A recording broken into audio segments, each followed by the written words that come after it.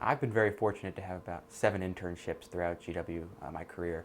I've worked in the House twice. I worked for a super PAC, the Motion Pictures Association, uh, a real estate company, and also twice for a financial consulting company. So I've been all over the place throughout GW.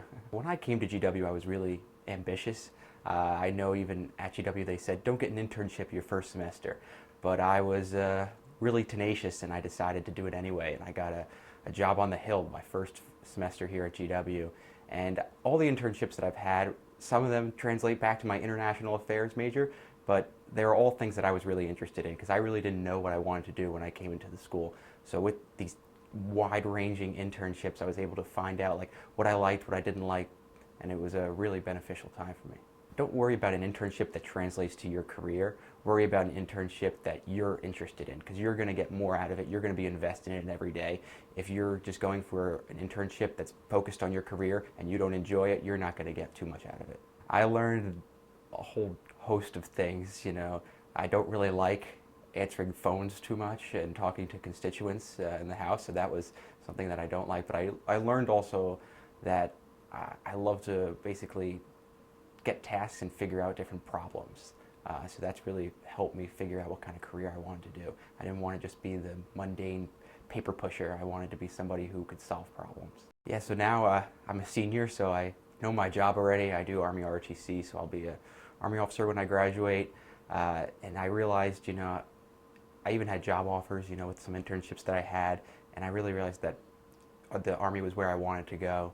And with these other internships that I had, they really helped clarify what I really didn't like and did like with the professional career that I would want to pursue. Throughout my internships, I've seen good leaders and bad leaders, so I've definitely taken some aspects from each internship that I had to basically translate into both my career that I'm going to go into and also my experience at GW. The micromanagers are definitely someone that are not the most effective leaders, because basically, as a good leader, what I've noticed is you have to let your subordinates accomplish the task by themselves to enable them to think of creative ideas instead of telling them exactly what to do, because then it becomes just a routine that you're doing your job and not in actually solving anything. So with these experiences, I worked in so many different fields that I learned what each one kind of does and whether or not I was interested in it.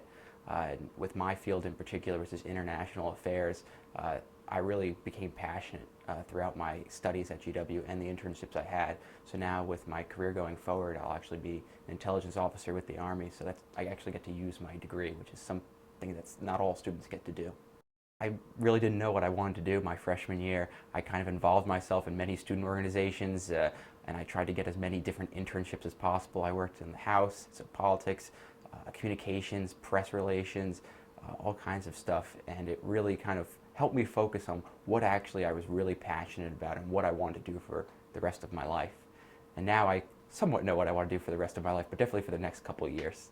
I think one of the most crucial points in finding an internship or a job is finding a mentor as well. If you have a mentor who you can ask questions to, basically bounce ideas off of, they're going to really help you and they're going to have a vested interest in your career as well.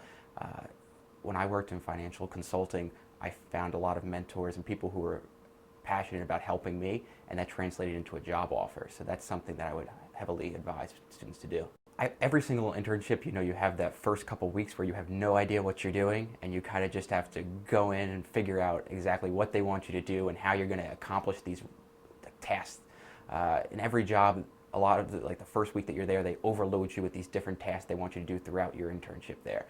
So you basically have to be focused, be motivated, and be organized, and figure out step by step how you're going to do it and work with others. I think all these different experiences that you get from internships are crucial really to reflect upon, not only for your personal benefit, but for your benefit in future careers and future internships, because you realize what worked when you worked there and what didn't work. And how basically you can translate those experiences as well, because as you have your first internship and you move into the second or third internship, you can reflect on your previous ones, see what you learned from them, actually, and what skills you had, and you can translate them into your new job.